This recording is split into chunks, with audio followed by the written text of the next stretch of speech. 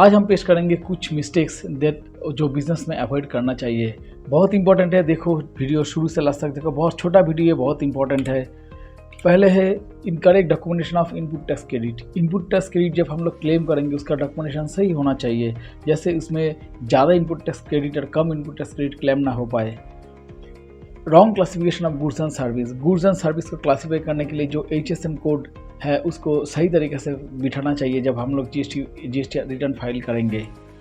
Omission of deem supply and transaction. जो deem supply है like stock transfer जो है उसको सही तरीके से उसको दिखाना चाहिए, अगर नहीं दिखाया होगा तो ये अंडर रिपोर्टिंग हो जाएगा। Claiming ineligible input tax credit. जो इनपुट टैक्स क्रेडिट एलिजिबल नहीं है, मतलब हम लोग को जो रेस्ट्रिक्टेड ITC है वो हम अवॉइड करेंगे क्लेम करने के लिए। Error in tax liability and computation. क्या जब GST हम लोग कंप्यूट करेंगे सॉफ्टवेयर के पास हम लोग, मेरा सजेशन है हम लोग अलग से रजिस्टर मेंटेन करेंगे, परचेस रजिस्टर, सेल रजिस्टर, जो जैसे वो कंप्यूटेशन सही हो सकता है।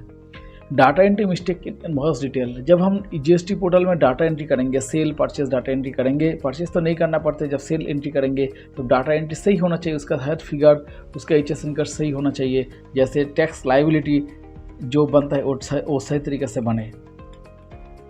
Non reconciliation of annual return जैसे ऑफ GSTR 9।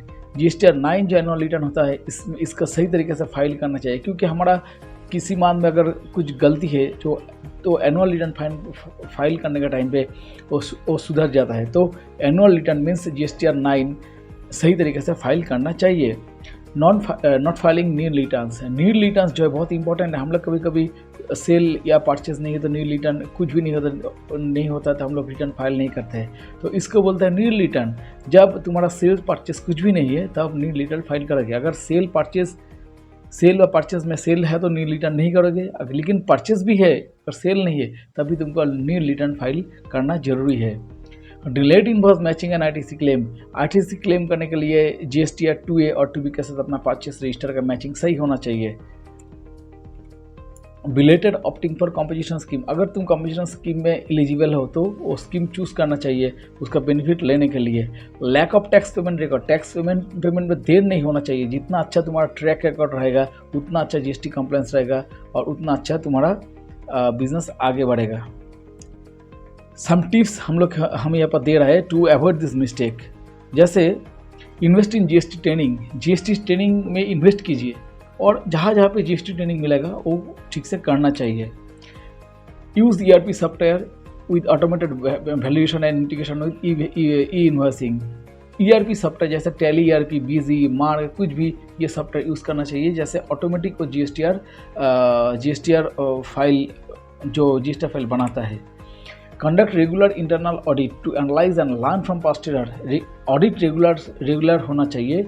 ऑडिट होने से सब कुछ जितना भी भूल है पास्ट रिकॉर्ड में ठीक हो जाता है। Consider professional assistance to streamline GST filing and compliance.